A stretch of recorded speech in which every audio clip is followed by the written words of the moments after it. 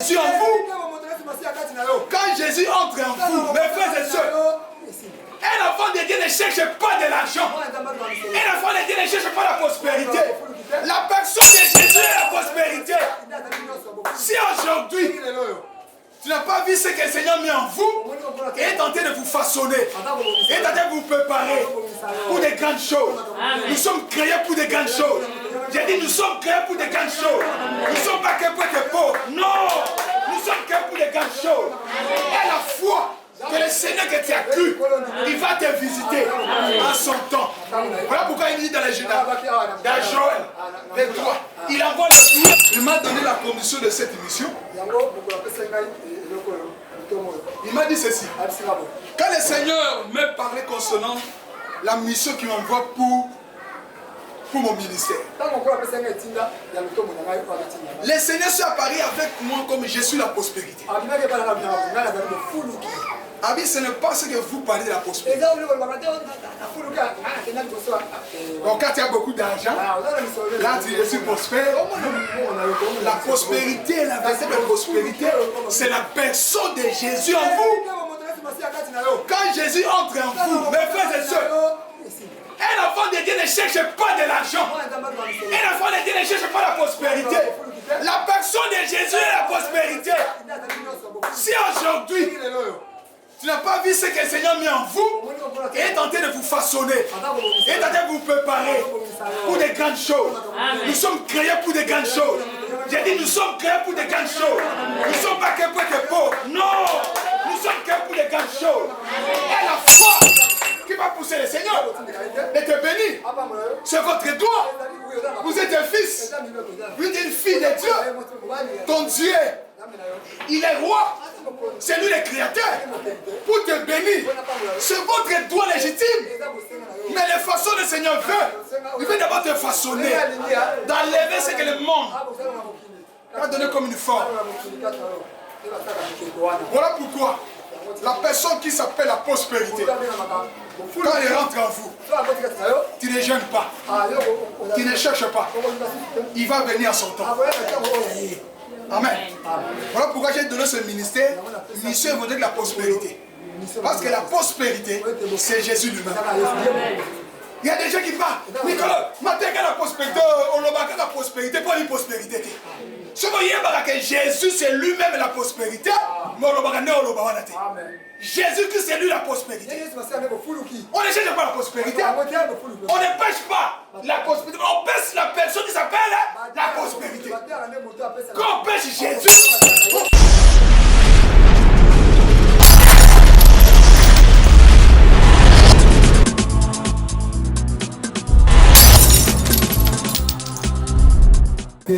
voilà spectateur au la maison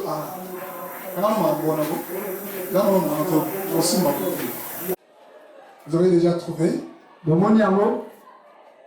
Alors écoute la parole. Et vous, enfants de Sion, soyez dans l'allégresse et réjouissez-vous en l'Éternel, votre Dieu. Car il vous donnera la pluie en son temps. Il vous enverra la pluie de la première et de l'arrière-saison. Comme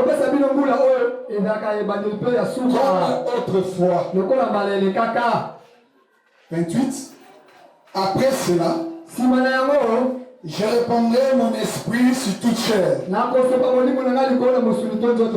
Vos fils, vos filles prophétiseront. Vos vieillards auront des songes. Vos jeunes gens de visions. Même sur les serviteurs, sur les servants. Dans ces jours-là, je répandrai mon esprit. Je ferai paraître des prodiges dans le ciel sur la terre. Du sang, du feu, des colonnes de fumée.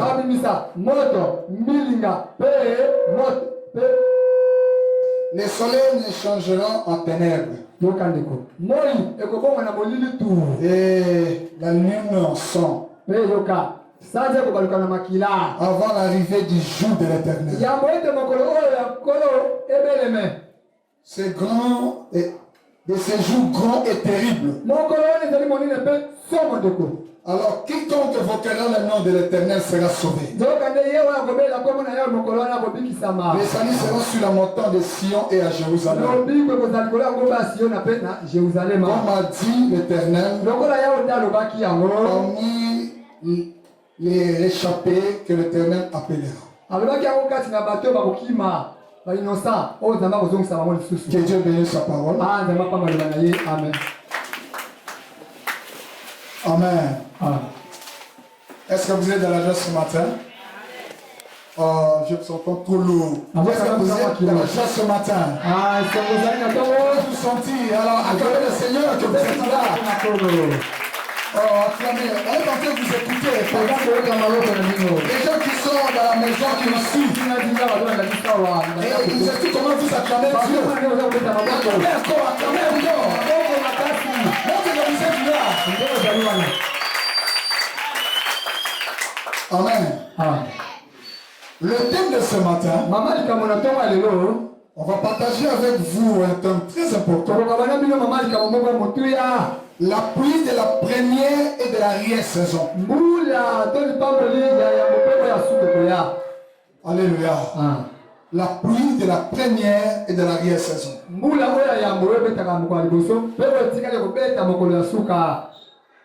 Le monde que nous vivons, nous sommes sur la planète Terre. Les scientifiques disent la Terre tourne autour du Soleil.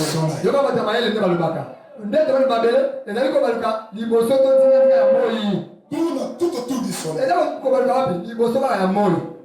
Et le système de la Terre est lié avec le Soleil.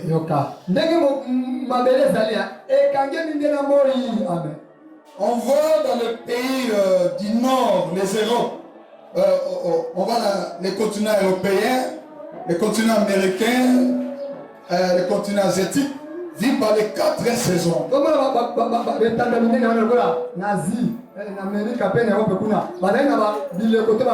Les gens qui sont dans l'hémisphère nord et sud est en train de vivre les 4 saisons de l'année. Les saisons, la première saison, c'est les saisons qui viennent de passer. Première saison qui vient de passer. La saison de glace, là, comment on appelle? Hiver. On a vu comment les gens étaient enclavés à la maison à cause de froid.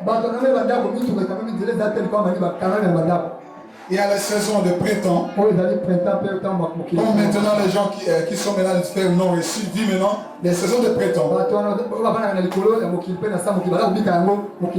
Il y a les saisons d'été qui va débuter maintenant au mois de juin. Après les saisons d'automne qui va commencer au mois de septembre. Donc 4 saisons. Amen. Alors nous, étant qu'enfants de Dieu, quand le Seigneur nous parle, il peut utiliser ce qu'il a créé pour nous expliquer les choses cachées de ce mystère.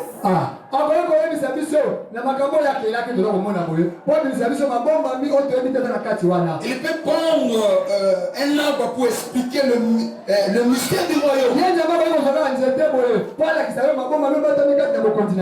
Il peut prendre de l'eau pour expliquer le mystère qui est dans le royaume.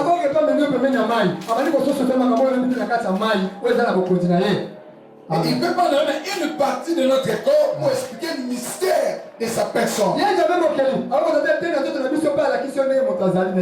prendre un animal pour expliquer le mystère qui se cache dans le royaume.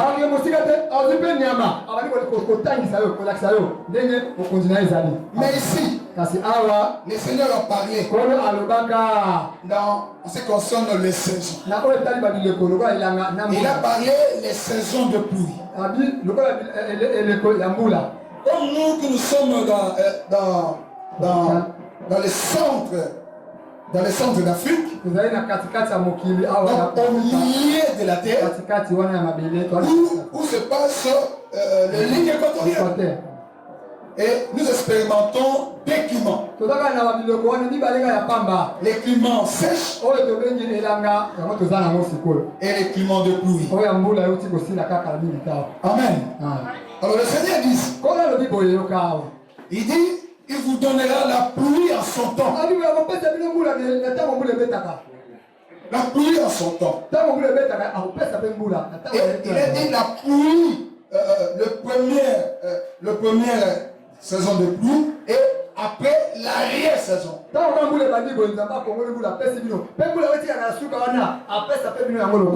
Et nous ici, la pluie de la première saison commence vers le mois de septembre. Mois de septembre. Et les dernières pluies, surtout au Congo, l'Afrique centrale, c'est à partir du mois de le fin avril, le début mai, on entre dans la pluie d'arrière-saison. Amen. Je vais expliquer pour comprendre. Pour entrer dans le mystère que le Seigneur veut nous révéler concernant notre royaume. Et il dit ceci. Il va envoyer la pluie en son temps. La pluie de la première et de l'arrière-saison. Dans le verset 28, il dit, j'ai répandu mon esprit sur toute chair. Ici, pour comprendre le mystère que le Seigneur veut nous expliquer ici. Dans l'église, l'église, le temps de la fin, où nous sommes presque vers la fin, où notre Seigneur va revenir très bientôt. Alors nous devons comprendre ce que le Seigneur veut nous expliquer. Mais pour comprendre, nous devons aller en arrière encore dans l'Ancien Testament. Le Seigneur dit ceci. Parce que pour comprendre cela, il faut comprendre le tabernacle. Dans le tabernacle, le tabernacle cache tout le mystère du salut. Tout le mystère du salut. Ça se cache dans le tabernacle. Chaque partie révèle la personne du Seigneur Jésus-Christ. Que ce soit dans le parvis, que ce soit dans la tente d'assignation, que ce soit dans les lieux saints, et dans les cieux des saints. Quand nous entrons dans les temps d'assignation, si nous regardons le chandelier, si nous regardons l'autel du parfum, si nous regardons la table de pain de proposition, toutes ces choses expliquent si une seule personne, la personne du Seigneur Jésus-Christ. Si nous entrons dans le lieu très saint, où se trouve l'arche, et au-dessus il y a les deux chérubins qui protègent le propitiatoire. Toutes ces choses par une seule personne. Qui nous révèle une seule personne. La personne du Seigneur Jésus-Christ. Alors, si nous entrons dans le lieu très saint, vous êtes ouverts l'arche qui se trouve là-bas. Et au-dessus de l'arche, il y a des chérubins. Et ces chérubins-là, ils sont là pour un but. Ils protègent les trônes. Parce que l'arche lui-même représente les trônes de Dieu. Nous se trouve les trônes de Dieu. Ils sont là. Le mystère est là. Et tu comprends quand on va arriver à expliquer. Amen. Parce que c'était l'ombre des choses à venir. Une autre chose que nous devons comprendre, nos esprits doivent diriger vers le trône. Parce que le lieu très saint, c'est le lieu le plus important. C'est là que le souverain sacrificateur entre une seule fois par an. Avant d'entrer là-bas, il doit seulement d'abord faire tout pour être pur d'entrer là-bas. Pour apporter les sons des taureaux. Alors aujourd'hui, nous sommes ce matin ici. Notre cœur, notre esprit doit être dirigé vers le trône de Dieu. Non pas, attendez, une autre personne. Non, la seule personne. Nous sommes venus ici. Notre cœur doit être dirigé. La personne de Jésus. Il est notre Dieu. Il est notre Seigneur. Il est tout pour nous. Tout ce que vous avez besoin, allez vers le trône. Allez vers le trône. Vous les trouverez. Tu as besoin de guérison. Vous les trouverez. Tu as besoin de quoi? Vous les trouverez. Tu as un problème d'argent. Vous les trouverez. C'est lui la solution. C'est là que notre cœur doit être dirigé vers le Saint des Saints. Dans les tabernacles célestes où notre Père est assis sur son trône. Et notre Seigneur Jésus, il est notre avocat. Il est là. Il va intervenir pour toi. Il intercède pour toi. Il est là. Voilà pourquoi nous devons fixer notre cœur. Le but de tout prédicateur. Le but de tout prédicateur, c'est ramener le cœur du peuple de Dieu vers le trône, vers le Père. C'est là où se trouve notre solution. C'est là où se trouve la vie. Est-ce que quelqu'un me suit? Amen. Et tu peux dire Amen. Tu peux acclamer le Seigneur. Seigneur, je vous salue. Oh, Amen. Je vais encore tu te remontes la formation. Merci. Alors, si nous sortons dans le lieu saint, nous entrons dans le lieu saint. On va parler seulement sur le chandelier. On ne peut pas parler de la pluie, de la première saison et de la guerre sans parler du chandelier. Pour comprendre la pluie de la première saison et de la deuxième saison, il faut comprendre aussi les chandeliers. Il faut comprendre l'huile qui est dans les chandeliers. C'est là où on va comprendre. On lit Zacharie. Voilà ce que Zacharie nous explique. Ce sont des enseignements. Écrivez, c'est très important. Tu vas le méditer. Quand vous arrivez à la maison, vous qui nous suivez à travers Facebook, prenez votre stylo et écoutez très bien. Et tu vas méditer. Parce que je suis en train de vous orienter vers le trône. Je suis en train de vous expliquer l'état actuel. Comment la prophétie s'accomplit dans nos yeux. Comment le Seigneur est en train de préparer son église. Zacharie 4.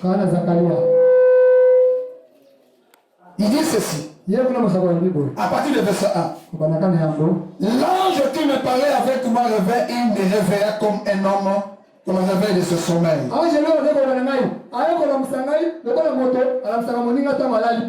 Il m'a dit, que vois-tu? Que vois-tu?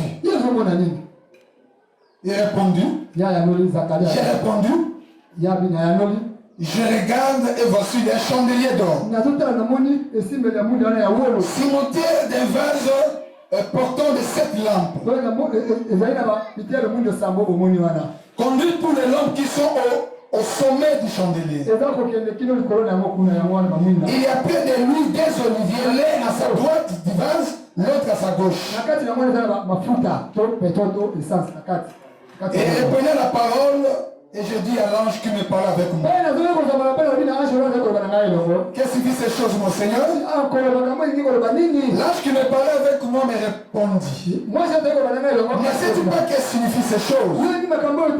J'ai dit non, mon Seigneur. Il réprit et me dit, ceci la parole que l'Éternel adresse à Zorobabel. Ce n'est ni par la puissance ni par la force, c'est par mon esprit, dit l'Éternel des armées. Qui es-tu, grande montagne de Zorobabel? Tu seras plané. Il posera la pierre principale au milieu des acclamations, grâce pour elle.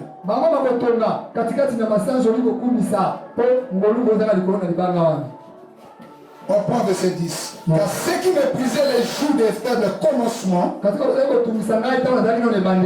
région envoie le niveau de la main de Zorobabel. Ces sept sont les sept yeux de l'Éternel.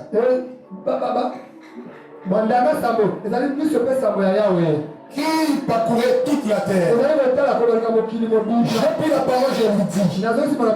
Qu'est-ce que signifie ces deux oliviers? À la droite du chandelier et à sa gauche. J'ai pris une seconde fois la parole et je lui dis, qu'est-ce que signifie les deux rameaux d'olivier qui sont prêts de déconduire d'or? Beaucoup l'or. Il me répondit, ne sais-tu pas ce qu'il signifie? J'ai dit non, mon Seigneur. Et dit, ce sont les deux rois qui se tiennent devant le Seigneur de toute la terre. Alléluia. Alléluia. Nous voyons ici le prophète Zacharie, que le Seigneur nous parle. Et il s'est réveillé, Zacharie de son sommeil. Tu vas comprendre le sommeil après. Écoute d'abord l'enseignement. On va retourner vers le sommeil.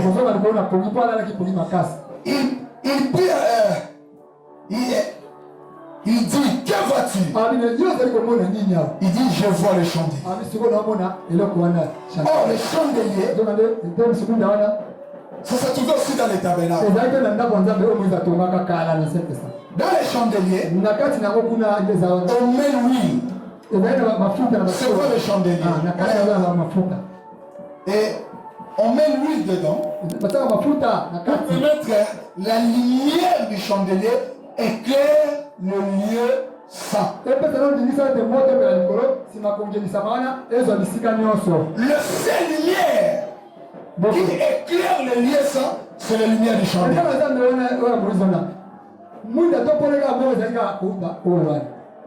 Mais dans le parvis, et soit la lumière du soleil. Mais dans la tente d'assignation, dans les lieux saints, c'est le seul lumière qui éclaire les sacrificateurs, les souverains sacrificateurs et les sacrificateurs. Mais pour que la lumière soit allumée, il faut qu'il y ait l'huile.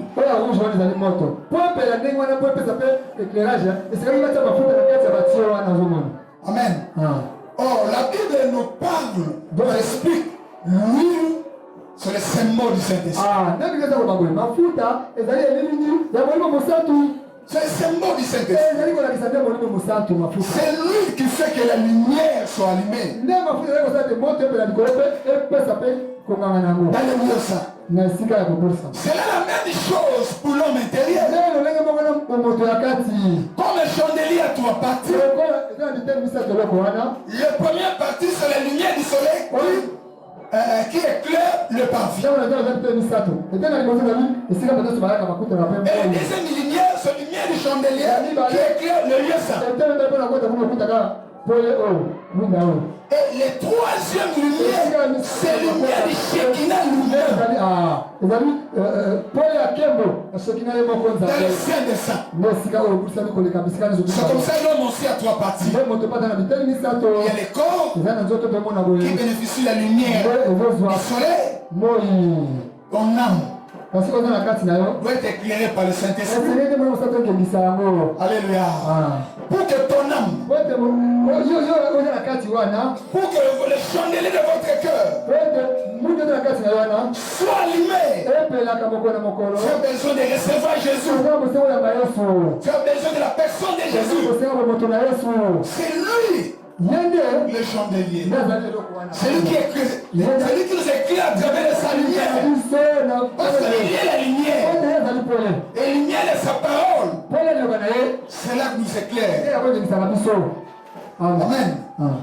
Alors ici, le Saint-Esprit signifie l'huile.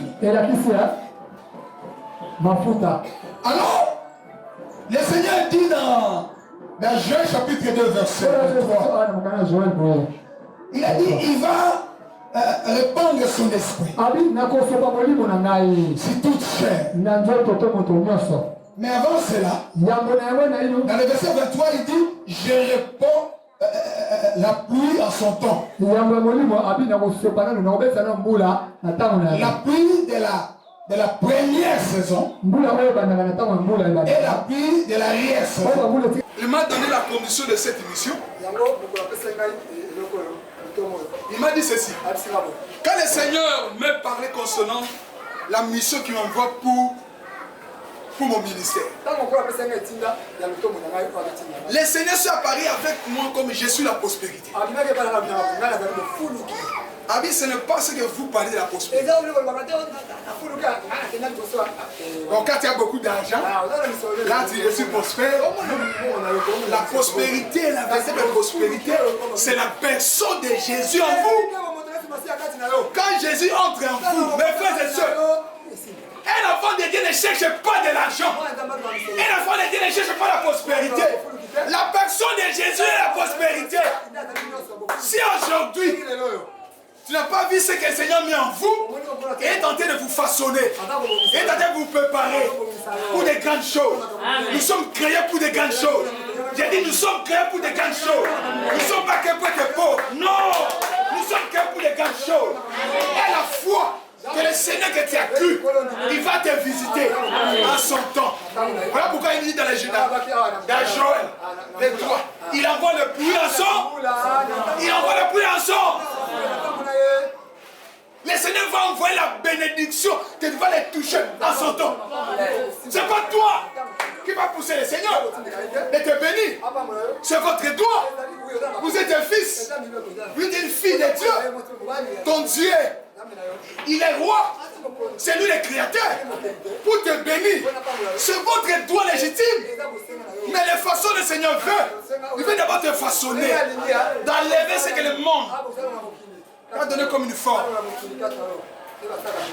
Voilà pourquoi la personne qui s'appelle la prospérité, quand elle rentre en vous, tu ne gênes pas, tu ne cherches pas, il va venir à son temps. Amen. Voilà pourquoi j'ai donné ce ministère, mission évoquée de la prospérité. Parce que la prospérité, ce n'est ni par ma puissance, ni par la force, ni par mon esprit. C'est la même chose. Ce n'est pas ni par ta force que vous êtes convertis. Est-ce que quelqu'un me suit? Ce n'est ni par la force que vous êtes un enfant de Dieu. Ce n'est pas par la force que vous êtes guéri. C'est par la grâce du Seigneur. C'est par la grâce du Seigneur. Par la grâce du Seigneur que vous êtes sauvés. C'est là l'ange dit. Ce n'est ni par la puissance, ni par la force, par mon esprit.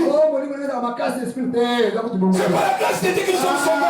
C'est par la grâce de Dieu. Parmi les gens de la famille qui ne croient pas en Jésus, Jésus. Que tu ne crois pas chose de Dieu. Mais c'est toi seul qui a accepté la paix du Seigneur. Qui a reçu Jésus comme Seigneur. C'est par la grâce. C'est par la grâce. Il y a quelqu'un qui a déjà dit c'est par la grâce que je suis sauvé. Alors tu vas dire par la grâce. Toi ceux qui me suivez, c'est pas par la grâce que je suis sauvé. Amen. Et l'huile qui est dans le chandelier, c'est elle qui permet que cette lampe-là soit allumée.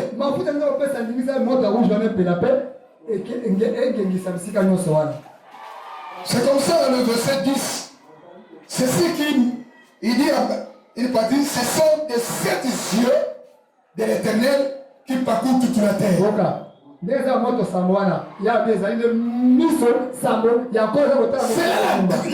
dimension de Dieu. Les 7 lampes du Seigneur. Les 7 yeux de Dieu. Ceux qui vont au-delà. Et ceux que tu ne vois pas. Il est omniprésent.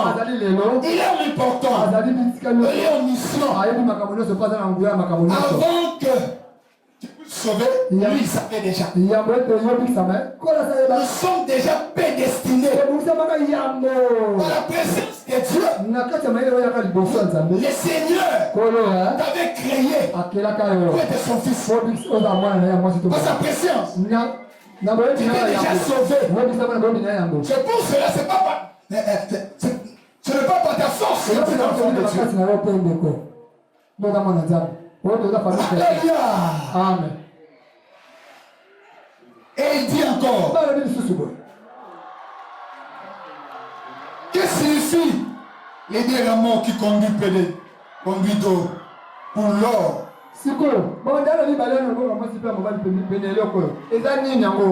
Mais pour entrer d'abord là-bas, on reste d'abord par les 7 lampes et l'huile. C'est là où je voulais vous comprendre comment l'huile coule dans chaque lampe.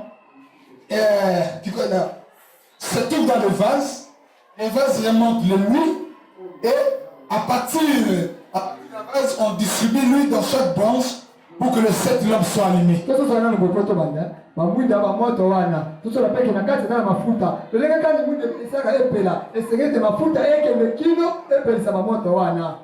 Bien aimé dans le Seigneur. Voilà pourquoi le Seigneur avait mis les chandeliers dans la tente d'assignation.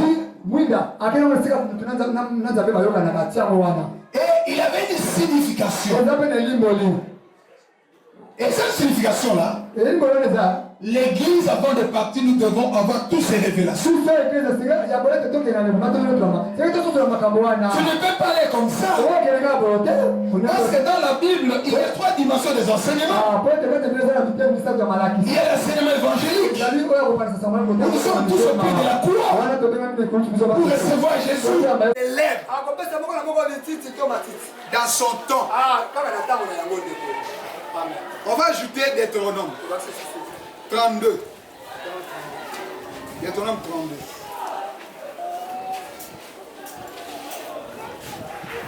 Nous sommes dans l'enseignement. Il faut souffrir de chercher parce que l'enseignement, on va aller de gauche à droite. On va aller dans l'ancienne alliance. On peut retourner dans la nouvelle alliance. 32. À partir du verset 1 à 2. Voilà ce qu'il dit. Cieux, prête l'oreille et je parlerai. Terre, écoute les paroles de ma bouche. Mes instructions se répandront comme la pluie. Les instructions, on peut parler autrement, mes enseignements. Que ma parole tombe comme la rosée, comme les ondes de la vertu, comme des gouttes d'eau sur l'herbe. Je proclamerai les noms de l'Éternel. Rendez gloire à notre Dieu. Il est le rocher.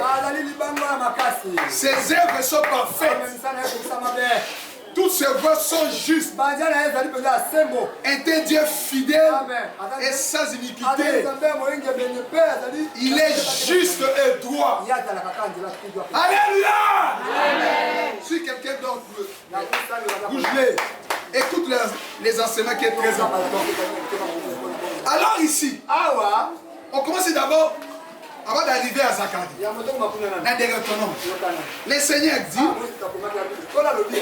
mes instructions, ce n'est pas comme une pluie. Mes enseignements, ce n'est pas comme une pluie. Et ça me demande ça dans la Amen. Mes enseignements, mes instructions, ce n'est pas comme une pluie.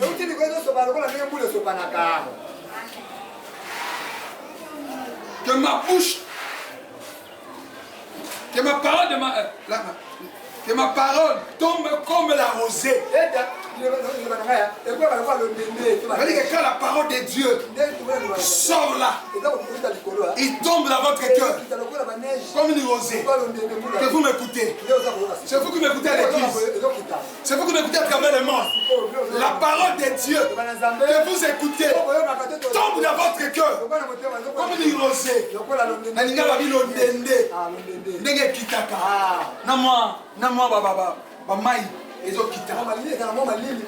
Et ainsi, après cela, après cette manifestation-là, regarde le sol. Regarde le sol. Demain matin, on va voir maintenant les germes commencer à germer. Vous voyez que les germes qui sont dans le sol, ils attendaient. Et ils soivent la rosée. Alléluia. Alléluia. Les ondes de mes avertures, des gouttes de sur l'eau, la parole. Quand il sort, il trouve la sémence qui est dans le sol, qui permet de germer. Il trouve devant les germes déjà sortis. Il attend seulement de l'eau de pluie. Il commence maintenant à grandir. Que ce soit les dimensions. Même les arbres attendent aussi. C'est comme ça le Seigneur dit. Il envoie la pluie à son temps. Mais maintenant, la pluie ici va intervenir quand? Maintenant le problème. Écoute maintenant là. J'entre maintenant dans le fond des problèmes. Le pluie va intervenir quand? Le pluie de la première saison était déjà tombé au jour de la Pentecôte. Ces jours-là, nous étions tous 120. Du coup, ils attendaient un bruit. Ils sont entrés dans la salle. Ils l'ont vu. Une langue de feu. Il s'est dissipé dans la tête de chacun d'eux. La Bible dit qu'ils étaient tous remplis du Saint-Esprit. Ils ont commencé à parler d'autres langues. C'est là où l'église primitive était commencée. C'est là le début, le temps de la fin. Ça, le début. Mais nous sommes vers la fin. Pour clôturer le temps. Le temps de la fin a été commencé depuis la naissance de Jésus. Il va terminer très bientôt. Parce que avant toutes ces choses terminent, il faut que l'église quitte la terre. Il faut que l'église quitte la terre. Mais maintenant, le Seigneur parle de la pluie, de la première de la réelle saison. La pluie de la première saison a été déjà venu. Maintenant, les pluies que la Bible parle, c'est quoi? C'est quoi signifie cette pluie? Alléluia. Alléluia. Amen. La pluie. Ce sont des enseignants.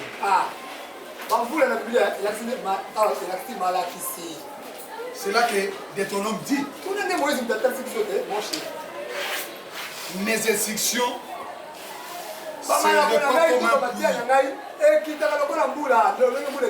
mes enseignements ne pas comme un pluie. Donc les enseignements, c'est ça les doctrines. Alléluia.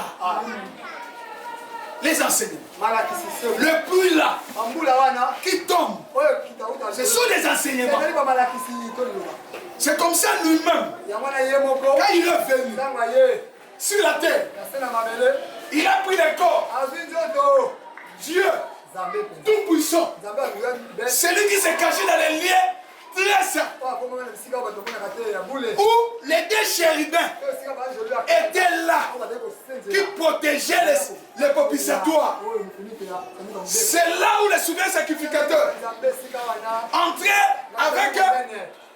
avec un sensoir, avec le parfum.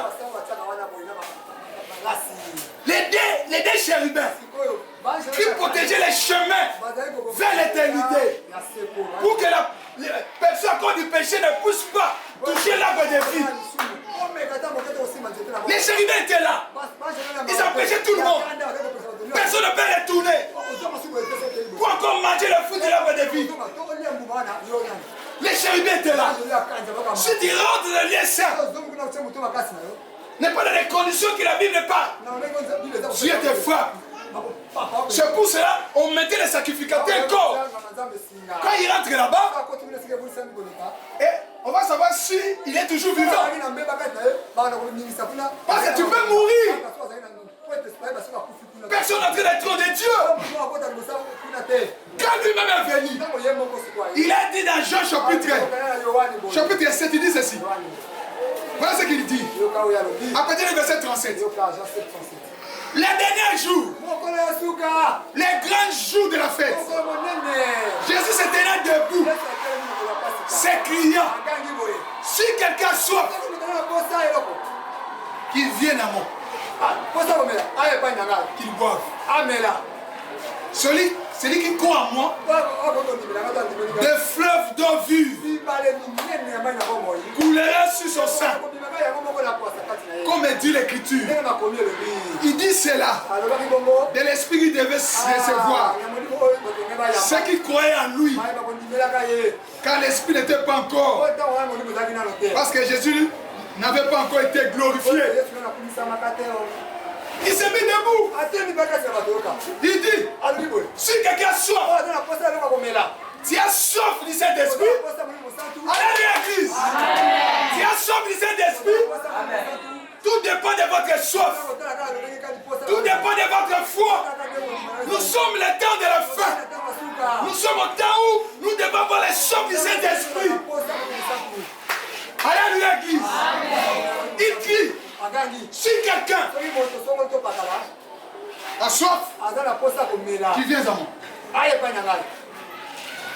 Et il dit ceci. De fleuves d'eau vive coulera sur son sein. De la même façon que l'huile, ça se trouve dans le vase. Il remonte vers les sept chandeliers. Ça se monte vers les sept lampes. Pour permettre que la lumière soit permanente. S'il n'y avait pas de l'huile, il n'y aurait pas la lumière dans le lieu saint. De la même façon, si vous n'avez pas le Saint-Esprit, vous ne serez pas éclairé. Tu seras dans les ténèbres. On peut te voir avec beaucoup d'argent. Tu es beau, bien habillé, avec une voiture. Tu peux être pauvre. Tu peux dire que je suis pauvre. Je n'ai rien. Mais si, dans ton cœur, tu n'avais pas de l'huile, tu n'avais pas de l'huile, et que ton chandelier, les chandeliers de ton cœur ne seraient pas allumés, tu es dans les ténèbres. Que ce soit tu es pasteur, tu es un apôtre, tu es un évêque ou un bichichot, si dans ton cœur, les chandeliers n'est pas allumés, tu es dans les ténèbres. Tu conduis les gens dans les ténèbres. Lui-même, la source de toutes choses. Ces jours-là, ils ont vu le Père était caché en Jésus-Christ. Alléluia. La même chose. Il s'est caché dans l'arche. On voit seulement cette caisse-là. Et les chérubins, la même chose. Il s'est caché ces jours-là. Pour te dire, il se met debout. Pour te dire, celui qui a soif, qui vient à moi. La même chose, les sons de la trompette sonnent aujourd'hui. Si tu écoutes ces sons, si tu as besoin du Saint-Esprit, c'est le moment. C'est le moment de chercher Dieu, de recevoir Jésus, de mettre un nom de ta vie pour que les lampes de ton cœur, les lampes de l'église soient allumées. Est-ce que quelqu'un m'écoute? Est-ce que tu peux acclamer le Seigneur?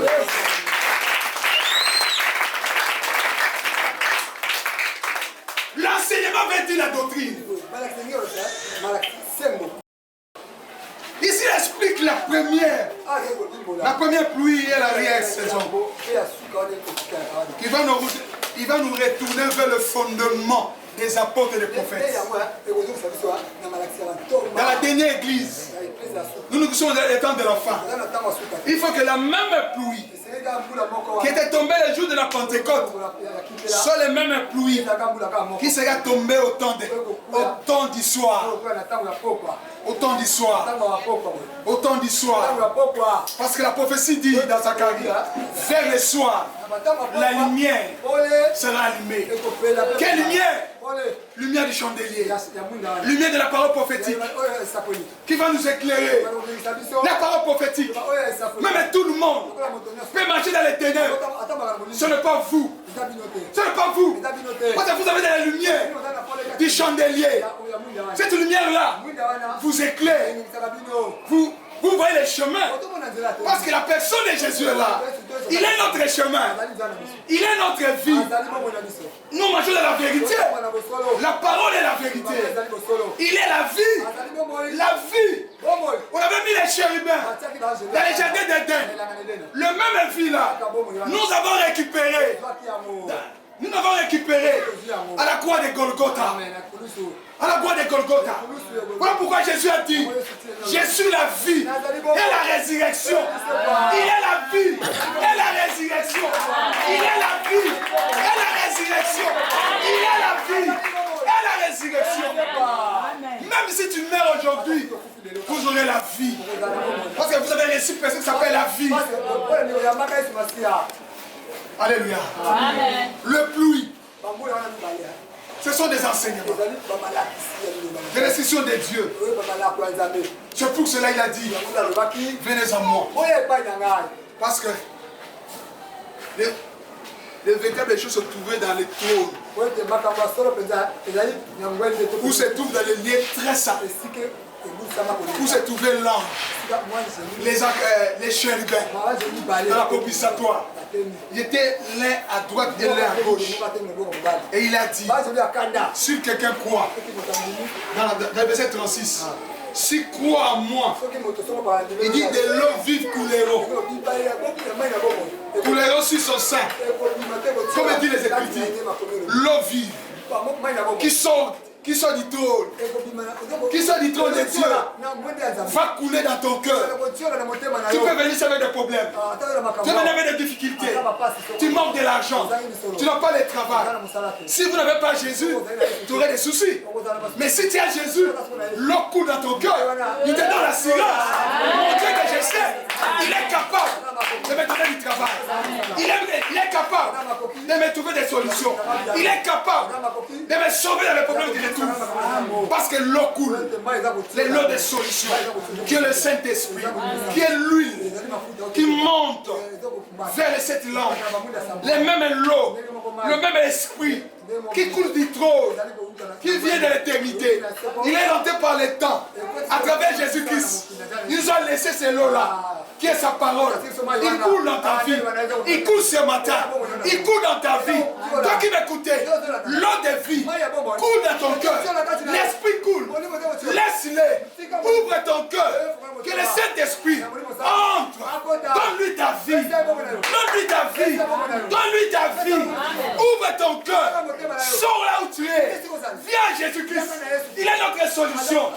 est notre berger, il est notre Dieu, il est tout pour nous.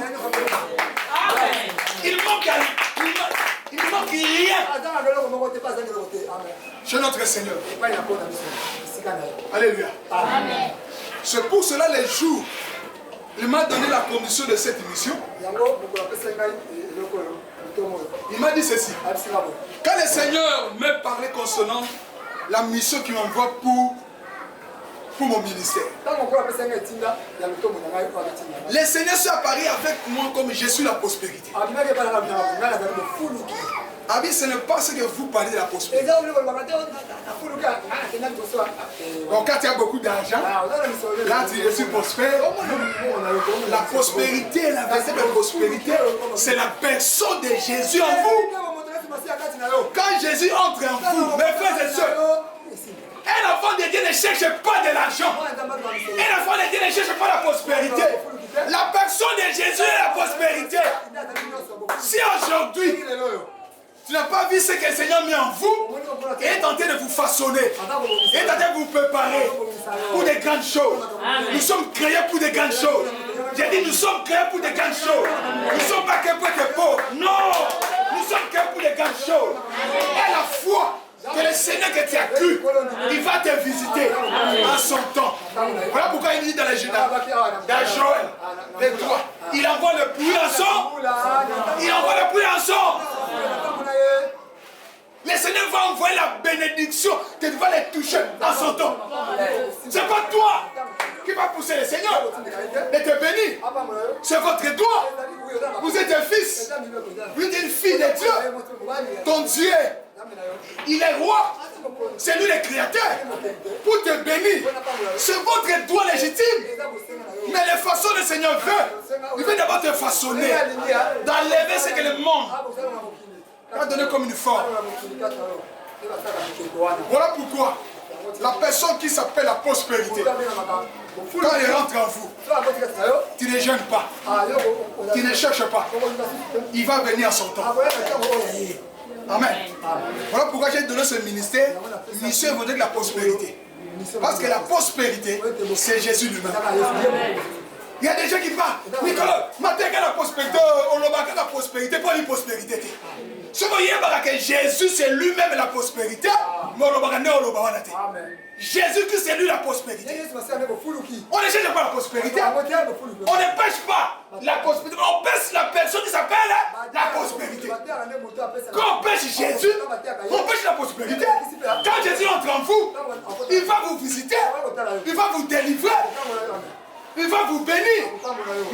Mais la bénédiction de Dieu ne va pas sortir comme ça. Voilà pourquoi les derniers enfants qui accompagnent l'appui de l'arrière-saison, la prospérité aussi.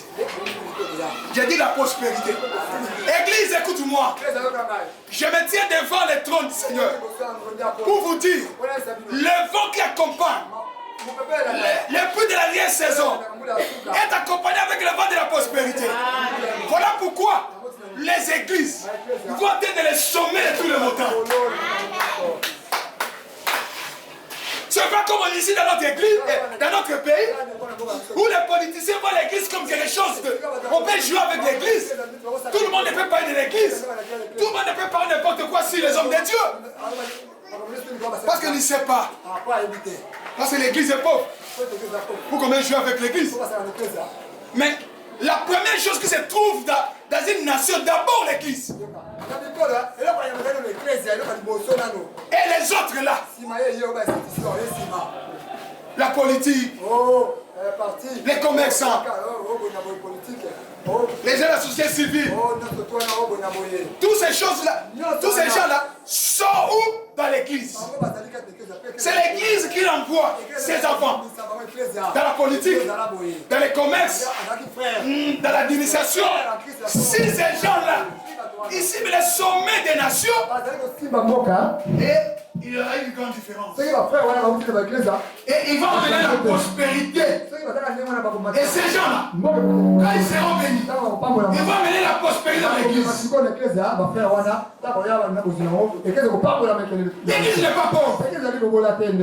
La personne que nous avons pris, Il s'appelle la prospérité. Il s'est manifesté à moi avec la prospérité. Quand je parle de la prospérité, je sais à qui il m'a envoyé dans cette ministère. Tu peux te dire de toute la prospérité. Moi j'ai eu. Moi j'ai mandat de parler de la prospérité. Il s'appelle la prospérité. On ne cherche pas la prospérité. Jésus Christ c'est la prospérité. C'est entre en vous. Tout. Ça décolle. C'est comme ça il dit. Pour que le pluie tombe. À travers les enseignements. Il fallait envoyer un consolateur. Les dernières versions, on va lire ici, Jean chapitre 16. Voilà ce qu'il dit. Avant de partir, il vient nous en laisser un enseignant. Celui qui va nous enseigner comment on va se conduire dans les enseignements. Voilà, on va comprendre la sainte doctrine. Il y a des choses que lui il a parlé, on n'a pas bien compris. Mais quand l'enseignant va venir, il va commencer à nous expliquer. Et on va faire des choses au-delà de même ce que Jésus n'a pas fait. Il va mener la prospérité là où Jésus, on n'a pas vu encore de Jésus. Alléluia. Alléluia. Amen. Jean chapitre 16. On commence par le verset 26.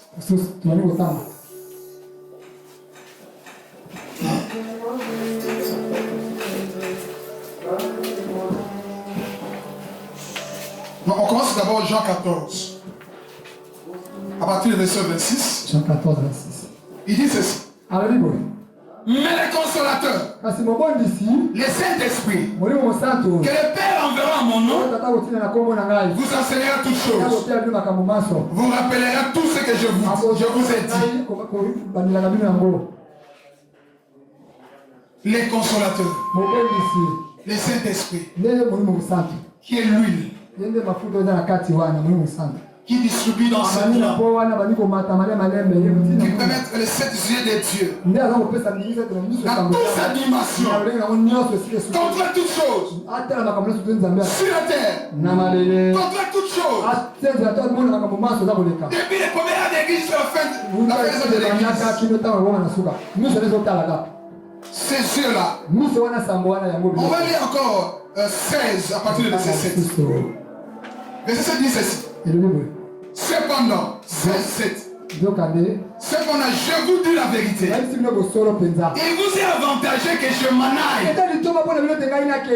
Si il ne veut pas partir, nous n'aurons pas un enseignant qui va nous révéler le mystère qui se trouve dans les tabernacles, dans les chandeliers.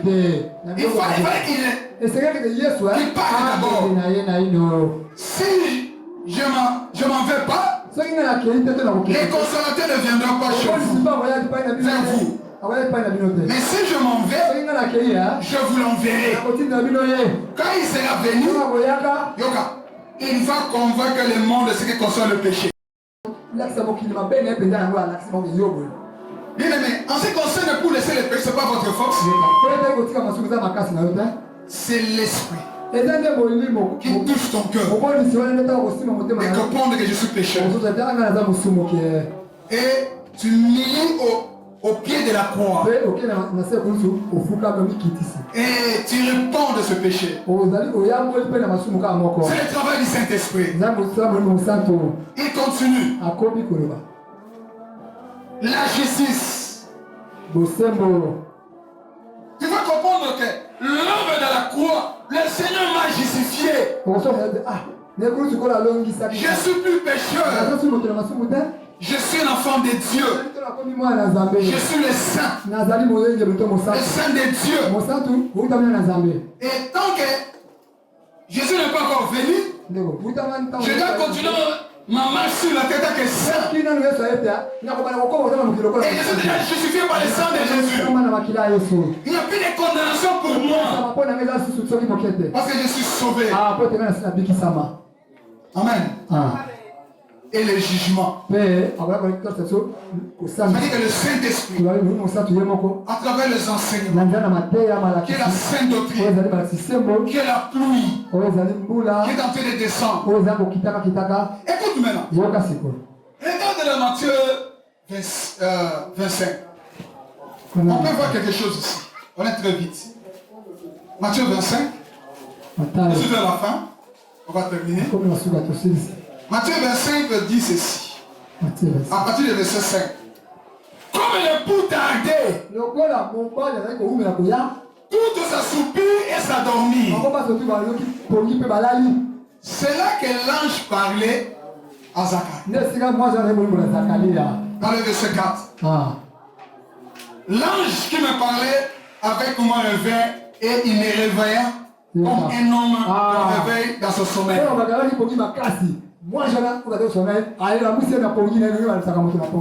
que le Seigneur tardait de venir. Tous les vierges s'endormirent.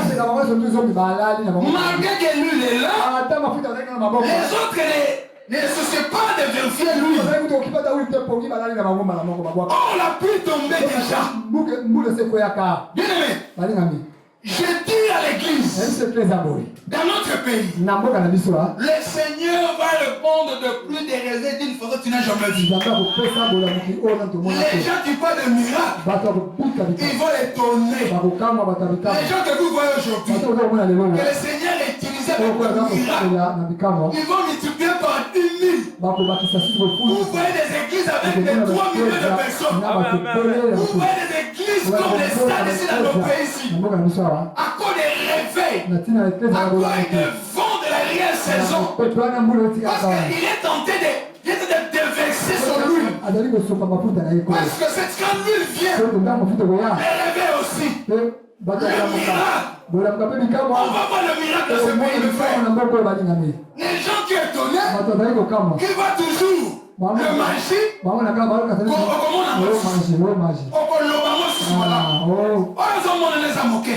il aurait des prophéties terribles qui vont sortir à travers la télé.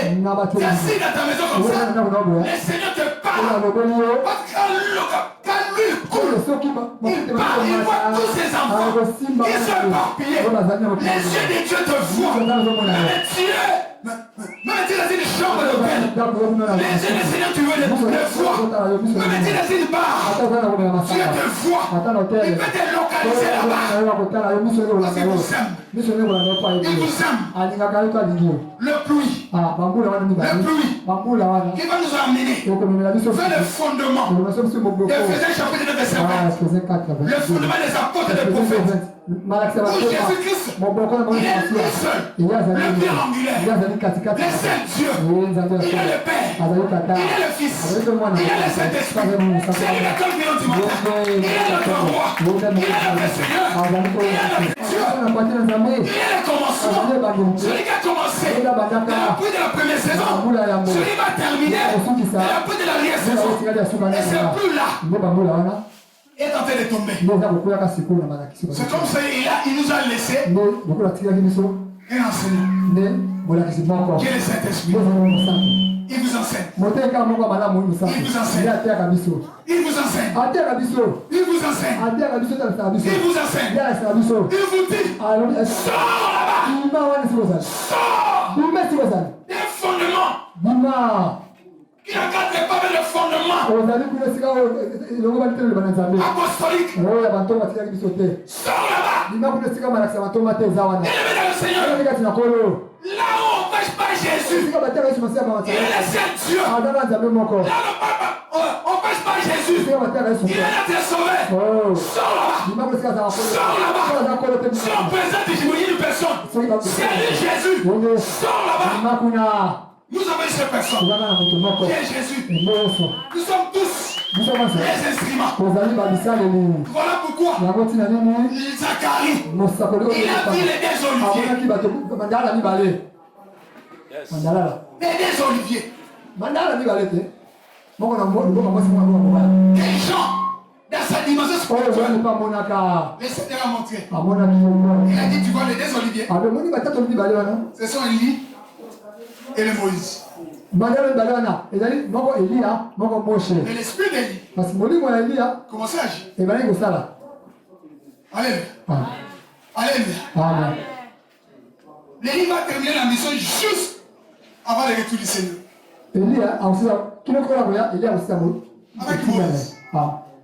Mais le temps où nous sommes où la puissance d'Élie remet le fondement apostolique. Là où il est Saint Dieu.